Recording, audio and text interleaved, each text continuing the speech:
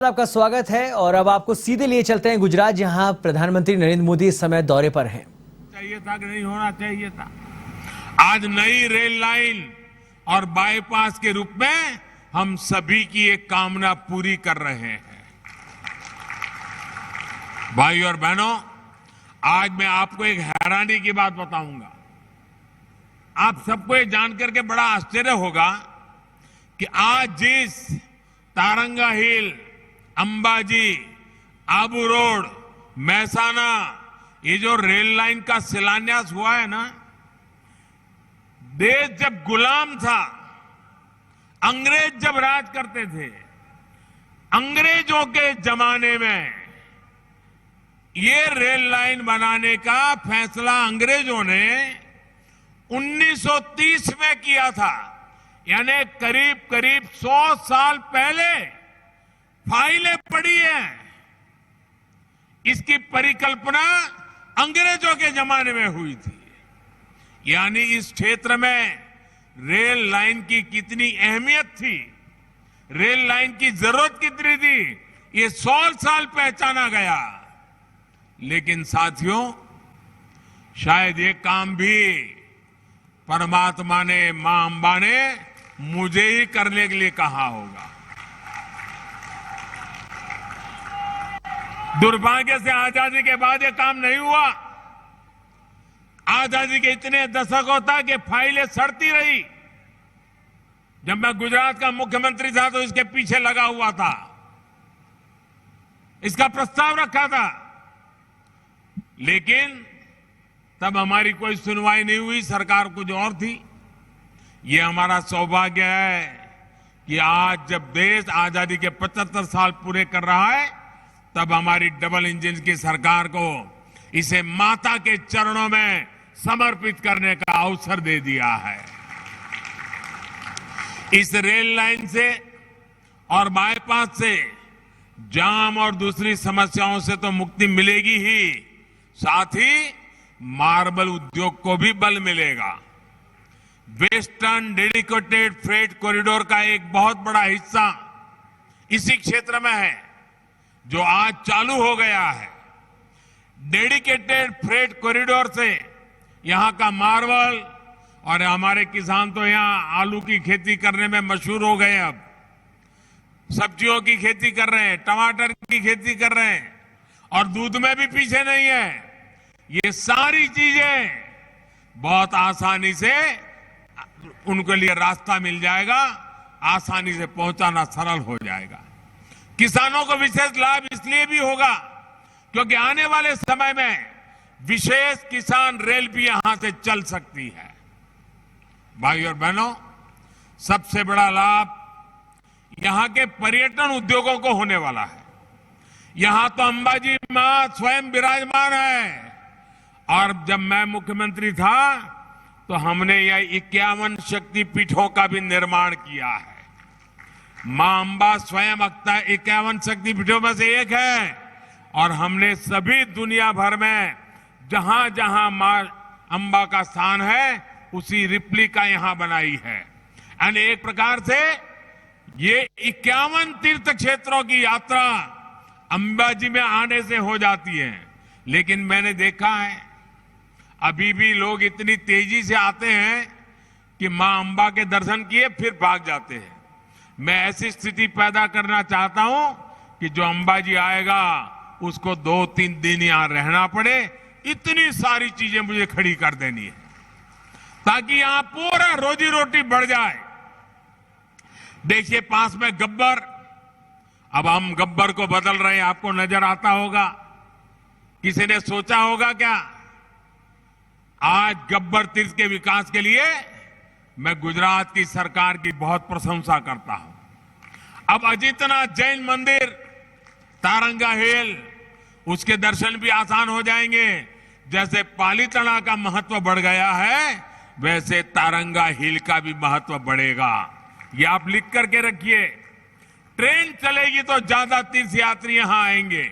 Hotel, guest house, दुकान, ढाबे वालों की, यानी उनकी आय बढ़ेगी। छोटे छोटे दुकानदारों को काम मिलेगा। युवाओं के लिए गाइड से लेकर के टैक्सी सेवाओं तक नए मौके मिलेंगे। और धरोई डैम से लेकर के अंबाजी तक पूरा बेल्ट मुझे विकसित करना है। जैसे आज स्टैच्यू ऑफ यूनिटी पर जाकर के देखते हैं, वैसा ही मैं यहां करना चाहता हूं। पूरा एक क्षेत्र धरोई डैम में वाटर स्पोर्ट्स को लेकर संभावनाएं, अब उन्हें भी और विस्तार मिलेगा। भाई और बहनों, एक तरफ आस्था और उद्योगों का ये गलियारा है और दूसरी तरफ हमारा बॉर्डर है, जहां हमारे वीर जवान राष्ट्र रक्षा में तैनात रहते हैं। हाल ही में सरकार ने सुईगाम तालुका में सीमा दर्शन प्रोजेक्ट की शुरुआत की है। प्रयास ये है, देश भर से लोग यहां आकर के सीधे हमारे बीएसएफ के जवानों के अनुभवों को देखें, जान सके। ये प्रोजेक्ट राष्ट्रीय एकता के पंच प्राणों को भी ताकत देने वाला है और यहां पर्यटन से जुड़े नए रोजगारों का भी सृजन करेगा। मीठा, थराद, डीसा सड़क के चौड़ी होने से भी इस परियोजना को बल मिलेगा। डीसा में एयरफोर्स स्टेशन में रनवे और दूसरा इंफ्रास्ट्रक्चर बनने से हमारी वायुसेना की ताकत भी इस क्षेत्र में बढ़ने वाली है। रणनीतिक लिहाज से ये एयरफोर्स स्टेशन देश के लिए बहुत महत्वपूर्ण होगा।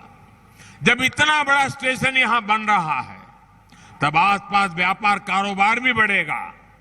यहां दूध, फल, सब्जी से लेकर अनेक प्रकार की जरूरतें पैदा होगी, जिससे यहां के किसानों, पशुपालकों सभी को लाभ तय है।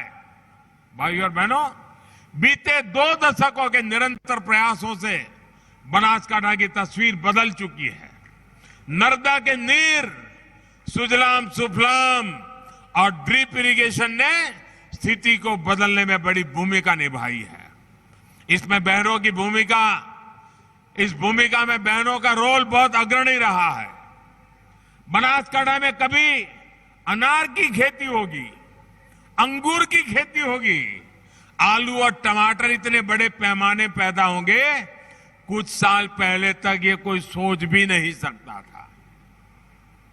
आज जो परियोजनाएं शुरू हुई है, वो किसानों, युवाओं, महिलाओं सभी का जीवन बदलने का काम करेगी।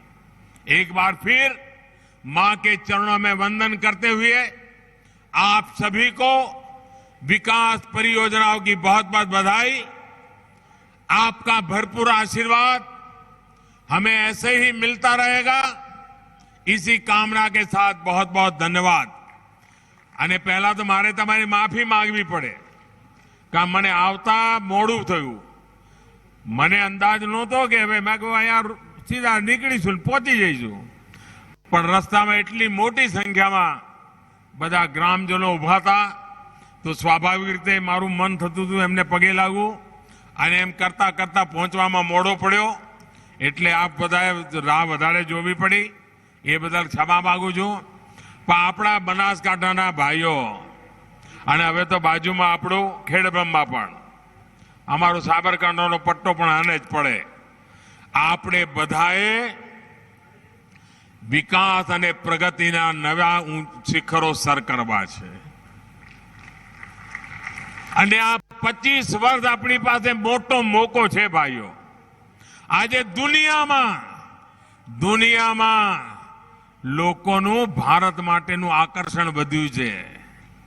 હવે આ મોકો જતો કરાય, આ તક જતી કરાય, મહેનત કરવી પડે કે ના કરવી પડે, વિકાસના કામોમાં જોર આપવું પડે કે ના આપવું પડે, બધાએ સાથે મળીને આગળ વધવું જોઈએ કે ના વધવું જોઈએ। આ કરીએ તો જ પ્રગતિ થાય ભાઈઓ। અને એ પ્રગતિ કરવા માટે આપે હંમેશા સાથ અને સહકાર આપ્યો છે। એ જ મારી તાકાત છે, એ જ મારી મૂડી છે, એ જ તમારા બધાના આશીર્વાદ અમને નવું નવું કામ કરવાની પ્રેરણા આપે છે।